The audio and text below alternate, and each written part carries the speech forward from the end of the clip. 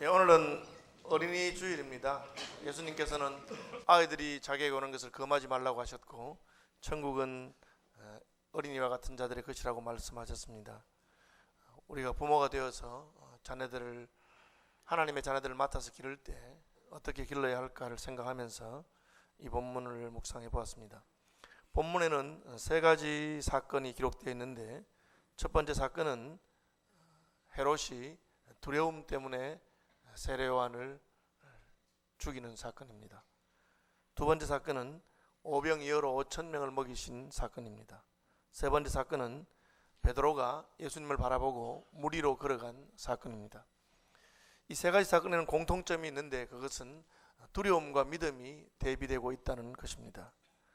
첫 번째 사건에서 두려움을 가진 사람은 헤롯이었습니다. 이 헤롯은 예수님이 태어날 때의 왕은 아니고 그 헤롯의 아들 헤롯 안디바입니다. 그는 분봉왕이었는데, 분봉왕이란 말은 나라를 갈라서 다스리도록 한 것입니다. 헤롯은 자기 아들들에게 나라를 갈라서 다스리도록 했는데, 헤롯 안디바는 아마 갈릴리 지역을 다스렸던 왕인 것 같습니다. 그는 세례 요한이 자기에게 대해서 쓴소리를 하는 것이 듣기가 싫었습니다. 세례 요한은 선지자이기 때문에 두려워하는 마음이 없습니다. 독사의 자식들아, 그렇게 심한 말을 하면서 회개치 않는 자들에 대해서 책망하는 선지자였습니다. 헤롯은 자기 동생의 아내, 동생 빌립의 아내를 좋아해서 그 동생의 아내를 자기 부인으로 맞아들였습니다. 그는 이미 결혼해서 부인이 있었는데도 그렇게 했습니다. 그것은 그 당시 로마의 문란한 성적인 풍속을 따른 것입니다. 로마의 유부남과 유부녀들이 서로 간통하기도 하고, 그들의 생각은 우리가 서로 좋으면 아무 문제가 없다고 생각하는 것입니다. 오늘날도 자기가 좋아하면 무엇이든지 할 수 있다고 생각하는 시대지만, 성경은 하나님 앞에서 옳은 것과 그런 것이 분명히 있다고 가르쳐 주십니다. 그리고 세례 요한은 믿음의 사람이었기 때문에 잘못된 것을 지적하고 책망했습니다. 그는 헤롯이 비록 왕이지만 잘못은 잘못이라고 책망했습니다. 이것은 참 용기가 필요한 일이었습니다.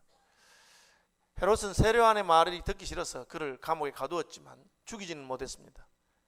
무리들이 그를 선지자로 여기기 때문에 선지자를 죽였다는 말을 듣는 것이 두려웠기 때문입니다.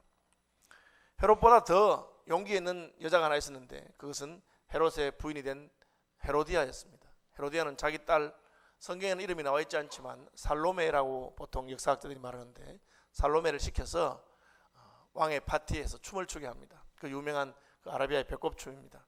춤을 춘 다음에 왕이 기분이 좋을 때 왕이 호기롭게, 공주야, 소원 있느냐, 무슨 소원이든 들어주마. 그는 어머니에게 부탁을 받은 대로 세례 요한의 목을 잘라서 정반에 담아다가 달라고 그렇게 했습니다. 세례 요한을 죽이는 것을 자기는 싫어했지만 여러 사람 앞에서 큰 소리 쳤는데 체면 때문에 할 수 없이 헤롯은 세례 요한을 죽이도록 하고 그 목을 잘라서 담아줍니다. 제가 이번에 동방교회를 탐방하는 중에도 세례 요한의 목이 잘려있는 그 그림을 제가 보게 됐는데, 참 여러 가지로 생각하는 바가 많았습니다. 헤롯은 두려움 때문에 자기의 체면이 깎일까 싶어서 그렇게 해서 세례 요한을 죽이게 됩니다. 반면에 세례 요한은 두려움 없이 직언을 했기 때문에 그 직언 때문에 죽음을 당하게 됩니다. 얼른 생각하면은 세례 요한은 실패하고 헤롯은 권력 있는 자처럼 보이지만, 성경은 헤롯의 인생이 망한 인생이고 세례 요한이 성공한 인생이라고 가르쳐 주고 있습니다. 오늘 부모로서 우리는 자식들에게 이 세례 요한이 걸어간 걸음을 가라고 말할 수 있는 그런 믿음을 가져야 되겠습니다. 우리는 어떻게 하든지 튀지 말고 그저 조용히 시대를 따라서 순응하면서 살아라고 말합니다. 그러나 성경은 옳은 것은 옳은 것이고 잘못된 것은 잘못된 것이라고 말합니다. 지금 이 시대는 교회에서조차도, 강단에서조차도 용기 있게 말하지 못하도록 하는 그런 시대입니다. 최근에 동성애와 관련된 여러 가지 입법들과 행사들이 지금 일어나고 있는데, 만약 동성애법이 통과된다면 강단에서 동성애는 죄입니다, 남자와 남자가 결혼하는 것이라든지 여자가 여자 결혼하는 것은 성경이 금하는 바입니다, 만약 그렇게 가르친다면 그것이 모욕이 되거나 혹은 명예훼손이 되어서 감옥에 갈는지도 모릅니다. 그래서 많은 목사님들이 동성애 법이 통과되지 않기를 위해서 서명도 하고 뭐 그런 일들이 있습니다. 물론 저는 그런 법이 우리나라에서 통과되지 않기를 바랍니다. 미국 같은 경우에는 동성애자의 결혼식에 케이크를 만들어 달라고 하는 주문을 자기 신앙 때문에 만들어주지 않았다고 해서 수천만 불에 지금 소송이 걸려서 어쩌면 그 사람은 평생을 빚지고 사는 사람이 될는지도 모르겠습니다. 저는 그런 법이 통과되지 않기를 바라지만 성경이 우리에게 말하는 것은 무엇입니까? 성경이 말하는 것은 그런 법이 통과되거나 안 되거나 관계없이 예수 믿는 사람들은 옳은 것을 옳다고 하고 그런 것을 그러다고 말해야 된다는 것입니다. 저희 교단의 선배들은 일제가 우리나라를 다스리던 시대에 살았습니다. 그때 일제는 교회에게 말하기를 예배 드리기 전에 태양신을 섬기는 일본을 따라서 동쪽을 향해서 한번 절을 하고 동방요배라고 합니다. 그 다음에 예배를 드려라. 예배에 가기 전에 일본인의 신사에 참배하고 나서 예배를 드리라고 그렇게 말했습니다. 그래서 저희 교단의 선배들은 그럴 수 없다. 신사 참배하는 것은 우상 숭배이기 때문에 우리는 우상 숭배를 할 수 없다라고 외쳐서 감옥에 가고 투옥이 되고 많은 사람들이 죽었습니다. 그것이 바로 요한이 보여준 믿음입니다. 예로부터 권력자에 대해서는 다들 입을 다뭅니다. 우리나라에도 군자 무치라고 하는 말이 있어서 임금은 무슨 짓을 해도 죄가 되지 않는다. 임금에게 무슨 수치가 있느냐 그렇게 말하고 있습니다. 그것은 바로 권력이 곧 법이라고 하는 것을 말하는 것입니다. 그러나 성경은 그렇게 가르치지 않습니다. 남북 이스라엘을 통일했던 다윗의 친구였던 나단 선지자는 다윗이 우리아의 아내를 취하고 범죄했을 때 용감하게 찾아가서 말했습니다. 물론 지혜롭게 말했습니다. 나단의 말을 들은 다윗은 회개하게 되는 것을 볼 수가 있습니다. 그가 비록 왕이라도 잘못한 것은 잘못한 것이다. 그렇게 말할 수 있어야 됩니다. 오늘 한국 교육의 문제가 뭐냐면은 어찌하든지 아이들로 하여금 그저 전체 분위기에 따라서 휩쓸려가고 순응하는 사람이 되도록 가르친다. 저는 그것이 옳지 않다고 생각합니다. 옳은 것과 틀린 것을 용기 있게 말할 수 있으려면 그건 하나님에 대한 믿음이 있어야 할 것이고 평소에부터 자유롭게 말할 수 있도록 그렇게 해야 됩니다. 심지어 교회에서조차도 언론을 막는 것은 하나님 기뻐하는 것은 아닙니다. 저는 잘하는 목사라고 스스로 생각하지는 않지만 저는 제가 보통 목사라고 생각합니다. 제가 저희 교회 부교육자들이나 직원들에 대해서 담임 목사 앞이라고 해서 할 말을 못하도록 입을 막는 그런 목사는 아닙니다. 비록 담임 목사 앞이지만 무슨 말이든지 자신들이 옳다고 믿는 바를 말할 수 있도록 저는 해야 한다고 생각하고 그렇게 하고 있습니다. 우리 자녀들이 자기가 옳다고 믿는 바를 말할 수 있도록 그렇게 가르쳐야 됩니다. 그리고 비록 그것이 손해를 보는 일이고 심지어 어려움을 당한다고 하더라도 하나님의 사람들은 용기 있게 말하는 것입니다. 믿음으로 산다 하는 것이 무엇이겠습니까? 믿음이라고 하는 건 굉장히 포괄적인 말입니다.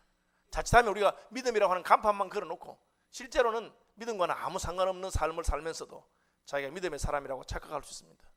오늘 본문은 믿음이라고 하는 것은 용기가 있다는 것. 의를 위해서 용기 있게 말할 수 있는 것이 믿음이라고 가르쳐 주고 있습니다. 우리는 구약 성경에서 모르드게와 에스더의 이야기를 알고 있습니다. 하만이라고 하는 국가의 권력자, 왕 바로 밑에 있는 제2의 권력자입니다. 그는 온 이스라엘 사람들을 죽이려고 했습니다. 왜요? 하만이 자기에게 절하지 않는다고. 하만이 그에게 절하지 않은 것은 하나님의 다른 사람에게는 고개를 숙이지 않겠다고 하는 그런 믿음의 표현이었습니다. 그렇지만 그는 기분이 나빴습니다. 그래서 모르드게의 가문인, 모르드게의 민족인 유대인 전부를 죽이려고 했습니다. 모르드게가 가지고 있는 카드는 자기의 여동생입니다. 에스더였습니다. 에스더는 왕비였습니다. 에스더에게 찾아가서 우리 민족이 죽게 되었으니 너가 왕비의 자리를 걸고 왕에게 가서 말하면 안 되겠느냐. 그때 에스더가 이렇게 말합니다. 오라버니, 페르시아의 법을 모르십니까? 임금이 나를 부르지 않는데 왕비라고 해도 임금에게 함부로 나갈 수가 없습니다. 암살을 두려워했던 페르시아의 황제들은 그런 법을 만들어 놓았습니다. 지난번 왕비가 임금 말 한 번 안 들었다고 폐위된 것을, 와스디 왕비가 폐위된 것을 모르십니까? 제가 왕비라고 하더라도 임금에게 나가서 함부로 말할 수가 없습니다. 그때 모르드게는 이렇게 말합니다. 너가 왕후의 위에 앉은 것이 바로 지금 이 민족을 위해서 말하라고 한 것이 아니겠느냐. 네가 만약에 이때를 피하면 하나님은 다른 사람을 통해서 유대 민족을 구원하실 것이고 너와 너의 집안은 망할 것이다.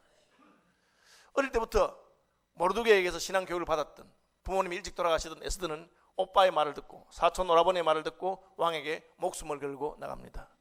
그리고 왕이 가장 총애하는 신하 하만이 자기 민족을 죽이려고 한다는 것을 물론 그는 지혜롭게 말했습니다. 3번의 파티에 초대를 하고 마지막에 임금님 저의 목숨을 살려주십시오. 누가 너를 죽이려고 하느냐? 바로 저놈입니다. 그래서 에스더의 용기 있는 말로 말미암아 민족이 구원함을 받게 되는 것입니다. 예수 믿는 사람들은 겸손해야 하지만 그러나 바른 말 하는 것을 주저할 필요가 없습니다. 어떤 경우에라도 옳다고 생각하는 것에 대해서 말씀할 수 있는 믿음을 가지신 분들이 되시길 바랍니다. 그것이 상대를 사랑하는 것이고 상대를 참으로 위해 주는 것입니다. 담임 목사이기 때문에 여러분들이 불의한 것을 보고도 말하지 않는다면 담임 목사는 점점 더 나쁜 목사가 될 것입니다. 저는 그 김동길 교수의 누나였던 김옥길 이화여대 총장님이 이화여대를 사표내고 물러갈 때 한 말을 잊을 수가 없습니다. 이렇게 말했어요. 요즘은 아무도 나보고 쓴소리를 하는 사람이 없기 때문에 내가 이제 물러갈 때가 된 것 같다. 김옥길 총장님은 자기가 총장으로 있는 동안에 충고를 하고 쓴소리를 하던 사람들이 이제 다 사라지는 것을 보면서 내가 이제 권력이 되었다고, 내가 이제 권력이 되었는가 보다, 그렇게 생각한 것입니다. 그래서 내가 더 이상 총장의 자리에 있는 것이 옳지 않다고 생각하고 사표를 내고 물러갔습니다. 저는 그 김옥길 총장이 그리스도인인 것이 너무 자랑스럽습니다. 하나님의 백성들은 어린아이라고 하더라도 바른 말하는 것에 대해서 격려해 주는 것이고, 그리고 그가 혹시 실수하거나 틀렸다 하더라도 자기는 믿음으로 옳은 줄 알고 말하는 것을 막지 않습니다. 예수님께서도 어린아이들이 내게 오는 것을 금하지 말라고 했습니다. 우리의 다음 세대들이 용기 있는 사람들로 그저 편안하게 먹고 살기 위한 소시민이 아니라 하나님 나라의 백성으로 용기 있게 자라가도록 기르시는 부모님들이 되시길 바랍니다. 그러기 위해서는 가정에서 아버지나 어머니가 이유 없이 아이들을 억누르거나 아이들의 말하는 것을 막으면 안 됩니다. 무슨 말 하든지 잘 들어주고 너는 왜 그렇게 생각했느냐, 그리고 그것이 틀렸다고 할 때도 너의 뜻과 아버지의 뜻이 다르기 때문에 틀렸다고 말하는 것이 아니라 하나님께서는 무엇을 원하는지 살펴보자. 아버지도 내 마음대로 할 수 없고 하나님이 원하는 대로 살기 때문에 네가 원하는 것을 아버지로서 들어주고 싶으나 하나님께서 기뻐하지 않기 때문에 내가 못 해준다. 그것이 하나님의 뜻을 가르쳐주는 것이고 아이들이 믿음 안에서 바른 기준을 가지도록 하는 것입니다. 세례요한은 그가 헤롯을 비판하는 것 때문에 죽을 줄 각오했을 것입니다. 그는 죽음을 불사하고 옳은 것을 옳다고 하고 잘못된 것을 잘못되었다고 말하는 것입니다. 저희 교회 선배들은 신사참배가 잘못된 것이라고 외치는 것 때문에 심한 핍박을 겪고 옥고를 치루었습니다. 주기철 목사님 그렇게 해서 순교했습니다. 왜 주기철 목사님이 국립묘지에 묻혀있습니까? 그분은 믿음을 따라 말했지만 그것이 바로 애국적인 행동이었기 때문에 국가 유공자가 되고 선열이 되어서 지금 동작동 국립묘지에 가면 주기철 목사님의 무덤이 있는 것입니다. 믿음이라고 하는 것은 우리의 인격을 통해서 나타나는 것입니다. 우리의 삶에서 그리스도인들이 패기가 없어진 것 같아요. 왜 그럴까요? 결국은 하나님을 신뢰하지 않기 때문입니다. 하나님을 신뢰하지 않냐고 권력을 두려워하고 세상을 두려워하는 것입니다. 저는 오늘날 그리스도인들과 하나님 백성들이 하나님을 두려워하기 때문에 사람을 두려워하지 않고 옳은 것은 옳은 것이고 그런 것은 그런 것이라고 말할 수 있는 믿음으로 말미암는 용기를 가진 분들이 되시기를 바랍니다. 두 번째 본문은 5,000명을 먹이는 사건입니다. 예수님을 따라다니는 사람이 많다는 것은 좋은 일입니다. 그러나 그 사람들은 주로 병든 사람, 가난한 사람, 먹고 살기 힘든 사람이 많았습니다. 아무도 예수님 앞에 도시락을 들고 오면서 그 5,000명을 먹여야 되겠다고 하는 사람이 별로 없었던 것 같습니다. 그래서 저녁이 되고 식사 시간이 되어서 예수님께서 이 5,000명을 좀 먹이면 어떻겠느냐. 제자들의 반응은 단순했습니다. 우리가 먹일 것이 아니라 자기 먹을 것은 자기가 찾아가도록 하십시다. 그렇게 말하고 있습니다. 틀린 말이 아닙니다. 자기 밥을 자기가 먹어야 되는 것이고 또 숫자가 5,000명인데 여자와 아이를 제외하고 남자만 5,000명이니까 여자가 5,000명이면 10,000명이 되고 아이가 10,000명이면 20,000명이 되는 것입니다. 저희 교회가 매주 한 700명 정도가 식사를 한다고 합니다. 그것만 해도 굉장히 복잡해요. 그래서 뭐 힘들고 어렵고 주방에서 일하는 분들이 이게 뭐 식비가 부족하다 뭐 그런 말로 들리고 여러 가지 얘기 들립니다. 저는 아주 기쁘게 생각합니다. 밥 먹는 사람이 많아서 교회 저녁이 더더욱 좋은 일이죠. 그렇지만 이게 500~600명이 아니고 10,000명, 20,000명이 되면 문제가 달라집니다. 제자들의 판단은 틀린 것이 아니고 우리가 충분히 인정할 수 있는 겁니다. 이 많은 사람을 어디서 먹이겠습니까? 오늘날 같이 무슨 대형마트가 있는 것도 아닌데 어디 가서 갑자기 이 많은 사람들이 먹을 도시락을 구해올 수 있겠어요? 집에 가서 먹이는 게 당연하잖아요. 그런데 예수님 뭐라고 하십니까? 너희가 먹을 것을 주면 좋겠다. 그렇게 말씀하셨어요. 너희가 먹을 것을 주어라. 그러니까 제자들의 반응은 우리는 보리떡 5개밖에 없습니다. 이걸 가지고 어떻게 많은 사람 먹이겠습니까? 이것을 믿음과 두려움의 관점에서 생각한다면 제자들은 그 많은 숫자의 두려움을 느낀 것입니다. 기가 죽은 거예요. 이거는 내가 할 수 있는 것이 아니라고 생각한 것입니다. 예수님 뭐라고 하십니까? 그럼 그 떡을 4개로 가져오너라. 4개로 가져오라. 예수님의 말씀은 숫자가 많은 것이 중요한 것이 아니고 하나님께서 이 많은 사람들을 먹이라고 하셨다고 믿은 것입니다. 여러분이 당하는 상황이 있습니다. 그 상황을 어떻게 판단할 것이냐? 나는 무슨 팔자가 사나워서 가는 데마다 일복이 터졌는지 모르겠다. 혹은 왜 나한테만 이런 일을 시키는가? 그렇게 생각하는 사람들은 믿음이 없는 사람입니다. 믿음의 사람들은 내가 이 일을 당한 것은 하나님의 섭리가 있다. 하나님께서 나를 이곳에 보내신 것은 이 일을 하게 하신 하나님의 뜻이 있다. 찬송가에 있는 것처럼 할 일 많은 이 나라에 우리 태어났으니 왜 하나님께서 나를 대한민국에 태어나게 하셨는가? 왜 하나님께서 나를 이 시대에 남북이 분단된 이 상황에서 태어나게 하셨는가?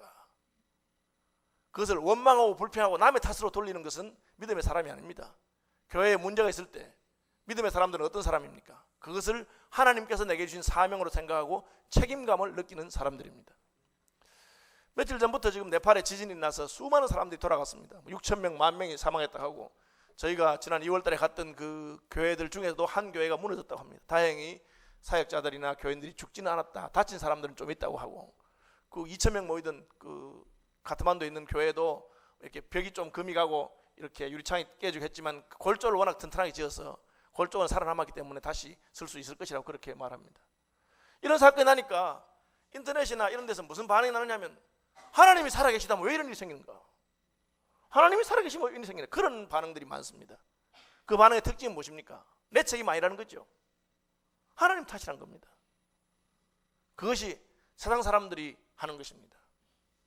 이 많은 사람을 왜 우리를 보고 먹이라고 하느냐고. 우리가 어떻게 이를 감당한단 말이냐. 그렇게 생각하고 있습니다. 그러한 질문에 대해서 하나님은 한 번도 대꾸하신 적이 없습니다. 가만히 계십니다. 오히려 하나님께서는 인생이 가지는 네팔 카트만두의 무슨 지진뿐 아니라 인생의 모든 문제를 책임지시기 위해서 자기 아들 예수 그리스도를 보내신 분입니다. 예수님도 그렇게 말씀하셨어요. 다 내게로 오라. 수고하고 무거운 짐진 자들아 다 내게로 오라. 내가 책임을 지겠다는 것이죠.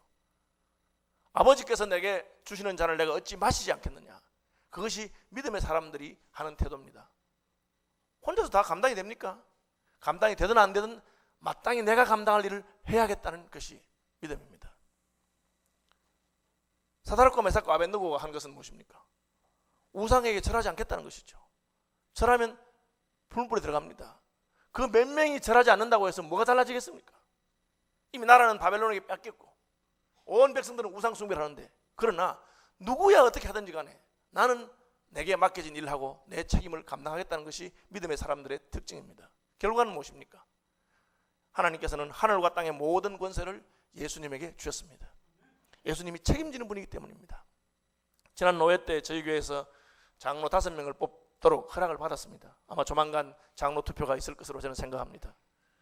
당회에서는 장로 투표를 하면서 권사 투표와 안수집사 투표를 같이 하기로 했습니다. 우리가 분리 개척을 하면서 또 많은 분들이 우리 시민교회를 가셨기 때문에 새로운 일꾼을 뽑아야 될 때가 됩니다. 어떤 사람을 일꾼으로 뽑아야 되겠습니까? 저는 무슨 문제든지 닥치면 그것을 내게로 가져오라. 그것이 예수님께서 하신 것입니다. 아니 보리떡 5개를 가지고 뭘 하겠다는 뜻입니까?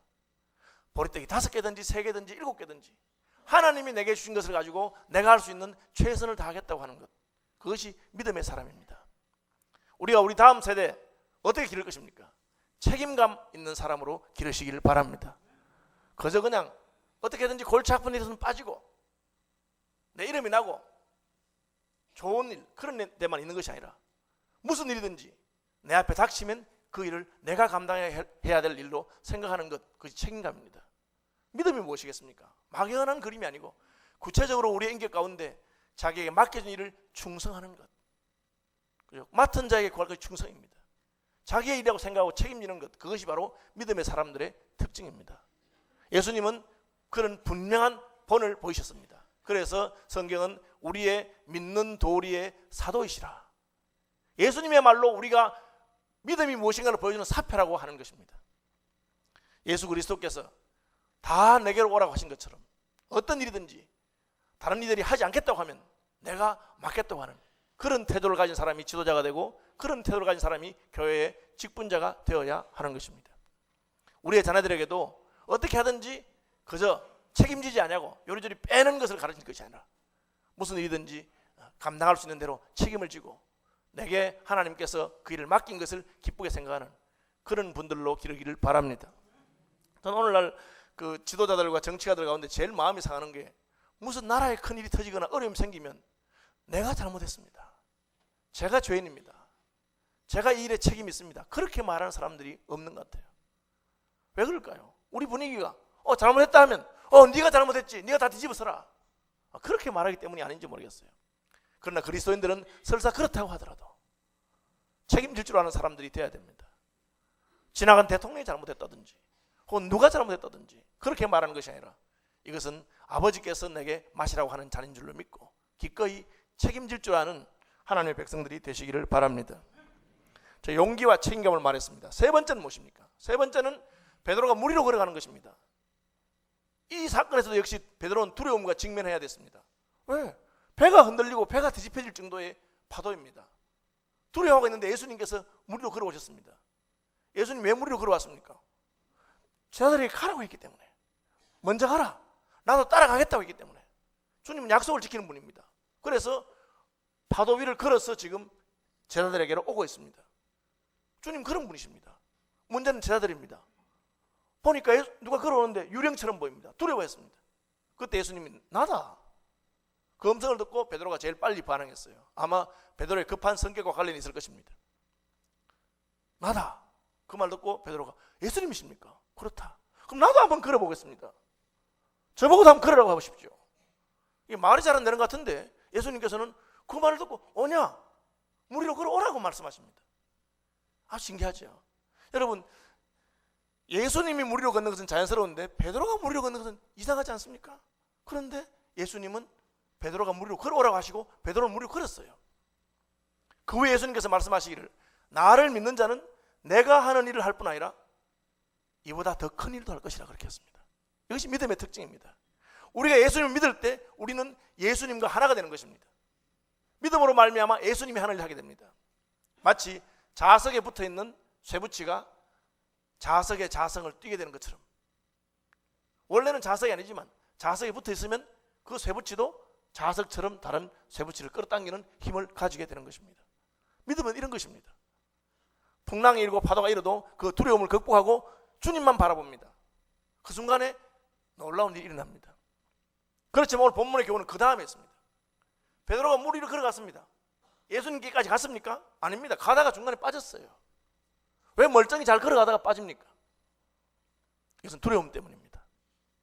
예수님 바라보고 있을 때는 아무 생각이 없었어요. 주님을 바라보고 가면 될 줄로 생각했습니다. 가다가 두려움이 물에 빠지도록 만들었습니다. 우리 인생 가운데도 이 베드로처럼 물 위로 걷는 것은 아니라 하더라도 예수님을 바라보는 순간에 예수님께 주신 은혜가 있을 줄로 생각합니다. 저는 기적이라고 생각되는 그런 은혜도 여러 번 경험했습니다. 문제는 우리가 과거에 겪었던 기적이 전부가 아니라는 것입니다. 과거에 설사 물 위로 걸어갔다 하더라도 그것이 다가 아니라는 것입니다. 100m를 가야 되는데 90m 가고 물에 빠져버리면 그 90m 걸은 것이 무슨 소용이 있겠습니까? 끝까지 가서 예수님 손을 붙잡을 때까지 가야 되는데 베드로는 가다가 중도에 물에 빠졌습니다. 왜요? 바람과 파도를 보면서 두려운 마음이 들었기 때문에 그렇습니다. 이 세 번째 사건에서 성경이 우리에게 가르치는 것은 무엇입니까? 우리의 믿음은 처음 시작한 것을 끝까지 견고하게 붙들어야 한다는 것입니다. 저는 이것을 표현할 덕목을 뭐로 표현해야 되는지 모르겠어요. 심지가 굳다고 표현해야 될지, 혹은 끝까지 인내해야 된다고 표현할지, 혹은 신의가 있어 변치 않는다고 표현해야 될지 모르겠습니다. 핵심은 그것입니다. 우리의 믿음은 과거의 믿음이 중요한 것이 아니라 표대를 향해서 주님께서 우리에게 주신 그 목표에 도달할 때까지 가는 것입니다. 우리의 다음 세대를 생각할 때 많은 우리 자녀들이 어린 시절에는 신앙생활을 잘 했습니다. 그러다가 고등학교를 들어가고 대학교를 들어가고 직장생활하고 결혼하면서 어느덧 신앙에서 떨어져서 중간 낙심하는 경우가 얼마나 많습니까? 주님께서는 참된 믿음은 끝까지 가는 것이라고 말하고 있습니다. 물론 우리가 물에 빠져갈 때 주님께서는 베드로를 붙잡으신 것처럼 우리를 붙잡으실 줄로 믿습니다. 그러나 주님이 기대하시는 것은 무엇입니까? 우리가 물 위로 걸어가서 주님의 손을 붙잡는 것입니다. 가다가 빠지지 않는 것이 중요합니다. 그래서 우리 주 예수 그리스도를 변함없이 사랑하는 자들에게 은혜가 있을 것이라고 바울은 말했고, 물에 빠졌던 경험을 가진 이 베드로는 베드로후서에서 믿음의 인내를 더하라고 말하고 있습니다. 믿는 것이 끝이 아닙니다. 끝까지 믿음을 지키는 여러분들이 되시길 바랍니다. 한 걸음 더 나가서 우리들의 자녀들이 끝까지 믿음을 지키도록 가르치고 훈계해야 될 것입니다. 왜 우리들의 자녀들이 어린 시절에는 믿음 생활 잘하다가 나이가 들면서 중간에 낙심하게 될까요?